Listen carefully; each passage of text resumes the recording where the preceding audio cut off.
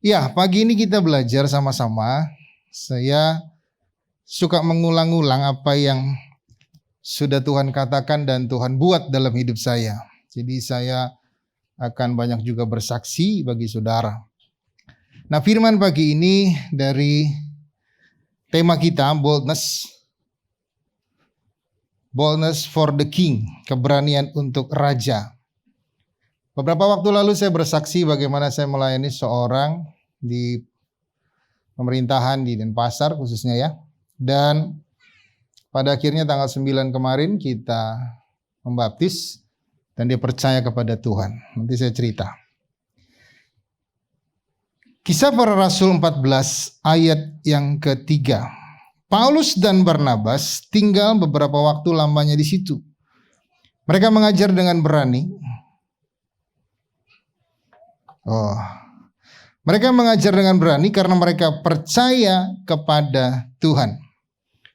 Dan Tuhan menguatkan berita tentang kasih karunia dengan mengaruniakan kepada mereka kuasa. Ada lanjutannya ya. Iya. Yang pertama itu berani bersaksi bagi Tuhan. Saya percaya setiap kita di sini percaya kepada Tuhan itu berbeda-beda waktunya. Ada yang sudah 20 tahun, ada yang 30 tahun, ada yang sejak lahir sampai usia saat ini, bahkan ada yang baru. Ada yang baru kemarin, ada yang baru 3 bulan, ada yang baru 2 hari. Kita lahir baru di hadapan Tuhan. Tapi pertanyaannya, beranikah kita bersaksi tentang Tuhan selama kita hidup? Dan kalau kita hitung berapa banyak kesaksian kita tentang Tuhan yang sudah kita saksikan kepada orang lain. Karena saya tahu hari-hari ini begitu luar biasanya orang datang berbondong-bondong kepada Tuhan. Ini waktunya harvest time, waktunya penuaian yang besar. Waktunya bagi kita untuk berani menyatakan kasih Tuhan dan bersaksi bagi orang banyak.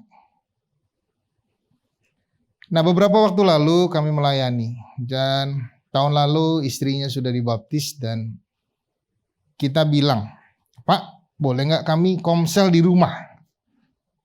Oh boleh, tapi sebelumnya saya mau dilaporkan karena istrinya percaya kepada Kristus dan mau dilaporkan. Mereka sempat marah dan sebagainya, bahkan ada kata perceraian. Karena percaya kepada Kristus. Segala sesuatunya bisa terjadi. Sudah temperamen tinggi. Dia seorang pejabat, punya otoritas, dan saya mau dilaporkan. Karena membaptis. Tapi dari situ saya percaya kuasa Tuhan itu ajaib. Desember kita ada kegiatan Natal bersama, ingat ya, di Puspembadung. Anaknya waktu itu menyanyi, suka menyanyi, tapi belum percaya. Lalu istrinya dilibatkan di dalam tarian, karena kami satelit kapal diminta tarian pembukaan. Waktu itu kan Pak Presiden mau datang, kita diminta tarian Bali. Istrinya ikut, jadi dia mau tidak mau kan mengantar. Dan disitulah, Pak boleh gak kita komsel di rumah? Akhirnya oke, mulai Januari kemarin. Tanggal 4 kita mulai komsel di rumahnya. Sampai dengan bulan Juli. Itu ada goncangan yang dia mau percaya atau tidak, mau baptis atau tidak. Susah sekali mengalami sebuah keputusan itu. Sampai pada akhirnya tanggal 9 Juli kemarin. Menyerahkan diri kepada Tuhan. Awalnya ketika setiap kali kita komsel di rumahnya, dia ada, dia dengar. Dan detik-detik dia mau bersaksi, semua harta bendanya, artinya benda-benda yang dianggap sebagai kekuatan. Ya, kalau kita punya Kristus, mereka punya keris. Ya kita Kristus ya, sama-sama Pak kita punya keris, tapi saya Kristus, Anda keris. Mulai dikembalikan semua. Lalu pada tanggal 9 itu tanggal 8 itu saya doa pelepasan buat mereka, buat dia. Tuhan itu ajaib. Ketika kita berani betul-betul bersama dengan dia, kesaksian kita itu menjadi hidup. Tiba-tiba saya lagi berdoa, ditunjukkan ada cincin warna putih. Saya tanya, Pak, Bapak punya cincin warna putih, ada garisnya. Oh sebentar Pak, diambil. Keluarlah cincin itu bersama dengan rekan-rekannya. Yang satu dari sana Pak, yang satu dari ini, yang ini dan sebagainya. Semua ada. Bahkan ada benda-benda yang lain. Akhirnya mulailah kita doakan. Dia rasa berat, ya biasalah pelepasan itu ya. Tapi dari situ akhirnya dia dibaptis. Dan setelah dibaptis ini yang luar biasa. Dibaptis tanggal 9. Dia seorang pejabat. Ketika rapat bersama dengan para kepala-kepala, dia duduk mewakili kepalanya. Dia berbicara terakhir. Maaf Bapak Ibu, saat ini saya sudah percaya kepada Tuhan. Seorang pejabat tahu risikonya. Saya sudah percaya. Pimpinannya kaget. Kok bisa gitu? Iya, karena selama ini saya mencari Tuhan. Dan dia mencarinya dengan sungguh-sungguh. Dia mencari ke tempat dia di mana, dia punya guru-guru. Tapi tidak menemukan Tuhan yang ada damai di hatinya. Dia punya banyak kekuatan melalui keris-keris tadi. Benda-benda itulah. Tapi selalu kosong di hatinya. Ketika dia dibaptis dan percaya sama Tuhan Yesus, dari dalam dadanya ini gak pernah bisa berhenti untuk menyampaikan kasih Tuhan. Sehingga waktu rapat dia berani menyampaikan. Dia tahu risikonya. Dia dekat dengan pemimpin di kota Denpasar. Dia tahu orang-orang sekelilingnya. Tapi dia berani menyampaikan tentang Kristus. Dan disitulah saya lihat. Bukan masalah usia kelahiran baru. Ada orang yang sudah puluhan tahun. Tapi ini baru beberapa minggu lalu. Dia sudah berani menyatakan bahwa saya milik Kristus. Di tengah lingkungan yang tidak biasa. Di tengah lingkungan yang susah. Dia bilang, Pak, maaf saya sudah tidak mikirkan jabatan saya. Saya tidak mikirkan hal-hal yang saya pikirkan. Damai sejahtera di hati saya. Dan maaf Pak, gak bisa berhenti saya bicara. Jadi kalau kita bicara boldness, keberanian, bersaksi untuk Tuhan, jelas Roh Allah harus berkarya dalam diri kita. Bukan karena kekuatan manusia. Dan terbukti orang baru, baca firman aja masih belum banyak. Masih gak ngerti sana sini. Tapi dia berkata, saya milik Kristus. Dan dia bilang, sejak muda saya cari Tuhan, tapi tidak ketemu. Pimpinnya bilang, loh kok bisa gitu? Iya memang gitu. Gak ketemu. Dan semua kepala bidang yang lain bingung. Tapi dia berani menyampaikan siapa dirinya untuk Tuhan. Dan dia mulai bercerita, mulai bersaksi. Dia berkata, Pak, gak bisa tahan saya. Harus berbicara. Tadi pagi jam 7, karena anaknya salah satu tim Pesparawi anak-anak yang dari mewakili Provinsi Bali.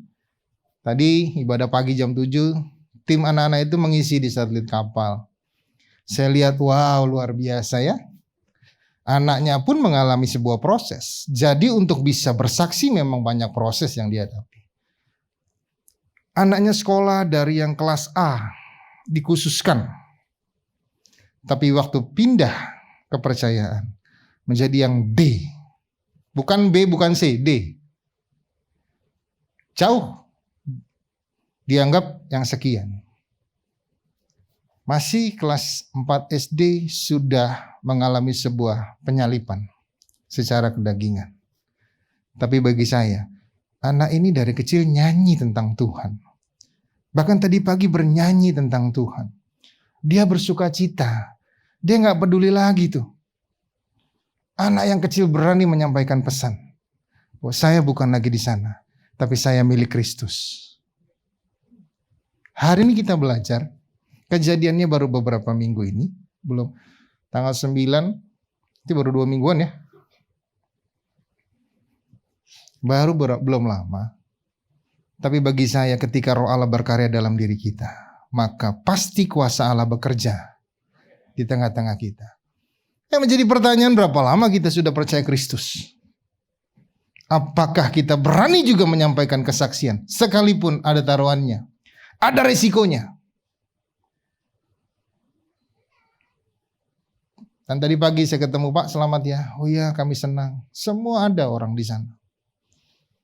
Dia gak tahan untuk bisa menyampaikan kasih Tuhan yang ajaib itu. Dan dia bilang, nah waktu saya baptis juga begitu. Saya masuk ke kolam lebih dulu, dan dia berdiri di pinggir kolam. Tahu yang terjadi? Sampai detik dia berdiri di pinggir kolam, mau masuk kolam. Di sini masih bimbang. Iya atau tidak.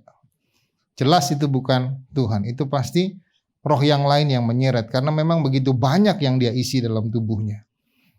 Tapi waktu mulai cemplungkan kakinya ke air, telinganya tiba-tiba tidak mendengar apa-apa.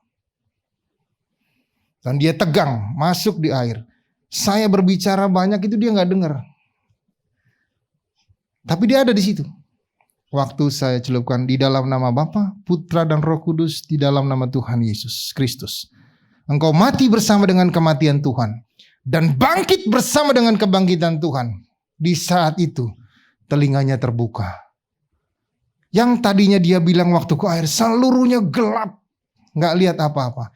Tapi waktu keluar dari air, dia sadar dan dia tiba-tiba menangis. Dia lihat dunia itu terbuka dengan cerah. Dia merasa ada sesuatu yang penuh dengan kebahagiaan di hatinya. Itu hebatnya Tuhan kita. Jadi hari ini kita merenungkan kembali kapan itu terjadi dalam diri kita.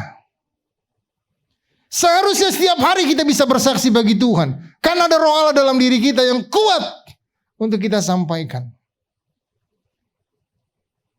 Dan saya dapat berkat besar hari Minggu kemarin. Karena kami ada retreat. Pak James ini perantaranya ya. Kita retreat di Kesing. Dingin sekali. Saya kan pernah bercerita di sini bahwa saya punya persoalan dengan anak pertama saya yang laki-laki. Karena pola asuh yang salah. Tapi retreat kemarin membawa perubahan yang besar. Anak saya itu bisa menangis, dia dilamat Tuhan. Dan dia dipulihkan. Pulang ke rumah. Yang tadinya main HP di kamar, disuruh apa-apa susah. Pulang ke rumah tiba-tiba tidak pernah disuruh lagi sekarang. Dia sudah membantu orang tuanya cuci piring lah, apa dibuat semua. Kalau orang tuanya repot, saya bantu. Suatu perubahan yang besar. Ya, saya bersyukur Pak James ini jadi perantara, kita bisa pakai tempatnya bagus. Cuma dingin ya, kemarin sampai 15, dirasa 13 derajat, jadi cukup dingin. Tapi saya bersyukur perubahan itu terjadi. Dari mana perubahan terjadi? Ketika saya berkata, Tuhan, saya tidak mampu. Saya cuma mau tunjukkan saya berubah. Saya mau berubah Tuhan. Waktu saya berubah, keluarga saya berubah. Kesaksian ini menjadi kesaksian keteladanan. Bersaksi dalam perubahan kehidupan. Sehingga orang di sekitar kita melihat. Dan pulang dari sana, sampai di rumah karena kakak saya datang dari Jakarta, dia meminta ketemu. Saya nggak tahu kenapa. Saya Jumat berangkat, Minggu baru balik, kakak saya Minggu sore pulang. Jadi ketemu cuma siang. Waktu dia datang, kakak saya yang perempuan, punya anak 4. Ini kakak saya perempuan punya anak 4. Sepupu kita yang luar biasa ketat melakukan ritual agamanya. Apalagi suaminya. Tapi karena lawatan Allah, mereka semua mempercayai Tuhan. Hanya karena suaminya kuat di dalam agamanya. Dia gak mau melangkahi suaminya. Kemarin Minggu tanggal 17 saya dapat berkat. Minggu lalu ya. Dia bilang ini, Tok, saya sudah putuskan. Saya mau dibaptis. Wah, tepuk tangan dong bagi Tuhan kita. Saya bilang, wow. Kapan? Oke, bulan Agustus. Dia datang lagi ke Bali. Dia, kakak ipar saya, kakak saya, dan anaknya 4. Saya dapat 6 jiwa. Tepuk tangan bagi Tuhan. Saya lihat hari-hari ini begitu banyak orang bisa datang kepada Tuhan. Jadi saya mau berbicara, mari kita bersaksi. Pak, saya nggak ada gairah lagi bersaksi. Iya, karena kita tidak pernah mau memulainya. Api Tuhan itu luar biasa. Tadi malam saya ke rumah salah satu jemaat lama yang sudah nggak pernah, jaranglah ke gereja. Saya bilang, ayo dibangun kembali. Jadi hidup saya hari-hari ini setiap hari sampai malam saya mau bagi hidup buat orang-orang. Saya datang, kunjungi orang-orang yang haus dan lapar. Waktu saya doa tadi malam, keluarga ini bersaksi bahwa di sekeliling rumahnya sudah suruh dia pindah. Karena rumah itu angker. Di sebelahnya sampai ada yang bunuh diri. Bahkan anaknya itu disamperin, mimpi. Sama yang bunuh diri. Oh, dipanggil namanya, boleh gak saya tinggal lah di kamarmu ini? Oh gak mau, orang udah meninggal. Siapa yang mau? Nanti saya suruh ke rumah, mungkin kirimin alamat. Kan gak mau orang meninggal bunuh diri. Anaknya gak mau. Sekarang anak itu jadi seorang dokter. Sebelahnya terus begitu. Orang-orang sana bilang, Pak tinggal. Keluarganya juga bilang, udah pindah dari rumah itu. Tapi dia dapat pesan Tuhan untuk tetap di sana. Dan orang di sana bingung. Kok Bapak betah ya? Kok Bapak kuat? Disitulah kesaksian kita sebenarnya. Bahwa kita punya Tuhan yang hebat. Kita punya Tuhan yang kuat. Gak ada tempat angker lagi bagi hidup saudara dan saya. Yang ada tempat ini miliknya Kristus. Tadi kalau kita nyanyi, saya lihat seluruhnya tuh. Waktu kita lagi nyanyi tadi, kita melihat pemandangan yang indah. Tapi waktu saya duduk di situ, apa yang saya lihat? Saya lihat Kuta dan sekitarnya. Saya cuma bilang, Tuhan tolong wilayah ini. Biarkan ada pujian di seluruh wilayah Kuta. Tuhan menyatakan, kalau kita lihat semuanya indah. Tergantung kita melihat daerah, keadaan, keluarga, pekerjaan kita. Apa yang ada di pikiran kita, itu yang kita impartasikan dalam kehidupan. Waktu kita memandang keluarga kita berkata keluarga kita pulih, keluarga kita sehat. Terjadilah sesuai dengan yang kau lihat. Tapi bilang ini, Pak, aduh capek saya di rumah. Kalau sudah di rumah, Pak, aduh. Itu api berkobar-kobar seperti gunung yang mau meletus. Entah dari istrinya, entah anaknya, terus begitu. Tapi saya lihat kalau di sini sih enggak ya. Penuh damai sejahtera semua. Mari kita tunjukkan dengan kesaksian hidup bahwa saudara dan saya punya roh Allah dalam diri. Sehingga orang lain bisa berubah. Saya kalau bersaksi sampai lupa sama ini. Kisah Para Rasul 23 ayat 10 ini. Maka terjadilah perpecahan besar sehingga kepala pasukan takut. Kalau mereka akan mengoyak Paulus. Karena itu memerintahkan pasukan untuk turun ke bawah mengambil Paulus dari tengah-tengah mereka. Dan membawa mereka ke markas. Pada malam berikutnya Tuhan datang berdiri di sisinya. Dan berkata kepadanya, kuatkanlah hatimu, sebab sebagaimana engkau dengan berani bersaksi tentang aku di Yerusalem, demikian jugalah hendaknya engkau pergi bersaksi di Roma. Siapa yang mendampingi kita? Tuhan Yesus. Hari ini Roh Kudus bersama dengan saudara. Dia mendampingi saudara. Jangan pernah takut, berjalanlah, bersaksilah. Karena banyak orang yang mau percaya kepada Tuhan, tapi mereka bingung caranya. Hidup saudara yang menjadi kesaksian hidup. Bahkan yang tadi saya cerita, sudah mulai ada yang penolakan sana sini, tapi dia bersaksi buat adik-adiknya. Kamu punya banyak pergumulan. Percaya kepada Kristus, maka engkau akan menang atas pergumulan itu. Baru loh saudara. Baru tanggal 9 kok bisa ngomong gitu. Kalau bukan Roh Kudus siapa lagi? Dia ada dalam hidup saudara. Amin. Berikutnya. Yang kedua, berani percaya kepada Tuhan. Nah, ini proses besar dalam hidup kita.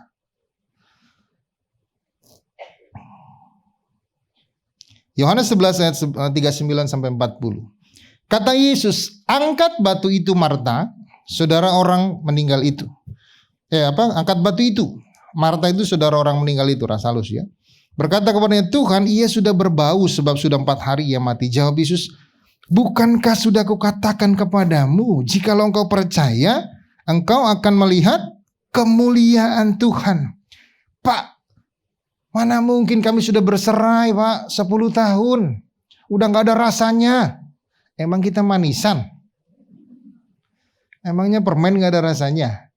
Kita bukan bicara soal rasa, kita bicara janji di hadapan Tuhan. Untuk bisa percaya, memang kita membutuhkan kekuatan dalam diri kita. Percaya kepada sesuatu yang mungkin kita bilang, Tuhan sudah gak ada harapan. Apalagi yang mau dipercayai? Tapi ketika kita berharap kepada Tuhan, Tuhan mengajarkan itu. Sudah aku katakan, apabila engkau percaya, engkau akan melihat kemuliaan Tuhan dinyatakan. Waktu seorang ibu ini dibaptis, suaminya itu marah, bahkan fisik terjadi. Mau saya diadili. Dia melihat sesuatu yang gak mungkin, Pak, apakah saya kembali lagi atau bagaimana? Dia udah bingung. Tapi saya cuma bilang, kalau ibu percaya, maka ada waktunya Tuhan menjadikan harapan ibu itu dipenuhi. Dan kemarin dia menangis tanggal 9. Setelah dibaptis dia menangis. Karena apa yang dia dulu bimbang, bingung terjadi. Percaya itu gak mudah. Tapi itu komitmen kita di hadapan Tuhan. Ketika kita percaya Tuhan, maka Tuhan menjadikan hal-hal yang indah dalam hidup kita. Saya juga banyak diproses tentang kepercayaan. Bagaimana saya harus percaya, betul bisa enggak? Tapi waktu saya bilang, Tuhan saya mau. Sekalipun rasanya enggak enak, sakit, saya mau. Sekalipun rasanya bimbang saya. Tapi saya mau percaya dengan firman Tuhan. Dan itu terjadi. Hanya memang sudah dekat-dekat gitu ya. Mepet-mepet kayaknya. Tapi bisa terjadi. Nah, kepercayaan yang kita bangun di dalam boldness, keberanian, adalah kepercayaan bahwa Tuhan ada di sisi saudara. Dan saya selalu memikirkan itu. Ketika saya berdoa, hari-hari ini saya doakan rumah, yang dia bilang banyak ini dan itu. Tadi malam juga doakan rumah. Orang-orang bilang, aduh luar biasa. Tapi saya percaya Tuhan siapa saya sebenarnya. Apakah saya menjadi julukan baru? Kalau dulu kan malaikat pencabut nyawa gitu ya. Karena pelayanan Omega Ministry kematian. Apakah sekarang julukan baru? Pendeta pengusir setan gitu. Wah, ngeri sekali. Bukan itu. Tapi saya cuma bilang Tuhan ada bersama dengan saya. Jadi saya berani berdoa. Tadi malam waktu mesbah keluarga anak-anak saya bilang, ayo kamu latihan. Gak berani. Nanti lagi doa-doa ngelihat apa? Nanti lagi keluar tiba-tiba ada yang pegang kakinya. Wah, pikiran anak-anak sekarang itu ya. Terlalu imajinatif. Tiba-tiba lagi pelayanan ada yang pegang kakinya. Oh, gitu. Kamu pergi atau saya yang pergi? Wah. Pergi kamu atau saya yang pergi? Karena takut. Tapi kita belajar untuk bisa percaya bahwa Tuhan bersama dengan kita. Mari kita belajar. Maaf. Dari setiap lidah bibir saudara, kalau saudara percaya Kristus, ada kuasa yang besar. Tadi malam itu, ibu ini yang saya ceritakan tadi, anaknya kan pelayanan tadi pagi. Malam itu bisa mendelik, mamanya doakan, ngapain kamu? Panasnya tinggi, mungkin bisa ngigau, tapi ibu itu dengan percaya, dia doakan anaknya dalam nama Yesus. Tiba-tiba panasnya turun, akhirnya melayani tadi pagi. Mari bangun kepercayaan kita kepada Tuhan. Jangan takut dan bimbang. Firman itu hidup. Waktu kita bangun itu, maka mukjizat bisa terjadi. Dan dipesankan oleh Tuhan, jikalau engkau percaya, engkau akan melihat kemuliaan Tuhan. Terjadi buat keluargamu, yang kau harapkan pemulihan terjadi buat pemulihan anakmu, saudaramu, siapapun itu. Bisa terjadi. Yang terakhir, meninggalkan dosa.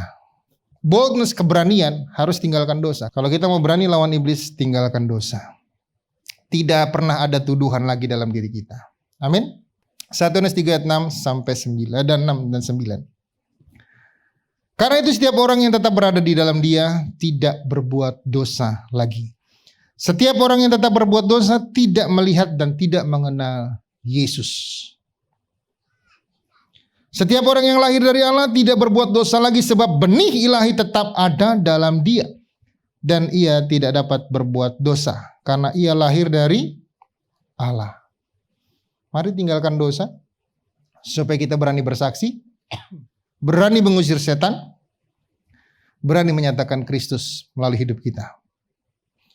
Saya dihasilkanlah buah yang sesuai dengan pertobatan. Matius 3 ayat 8. Buah-buah roh harus muncul dalam diri saudara dan saya. Pertama tadi, berani bersaksi, berani percaya, dan tinggalkan dosa. Tuhan Yesus memberkati kita. Itu bait Roh Kudus ya. Di ayat yang terakhir itu, bukankah engkau adalah bait Roh Allah?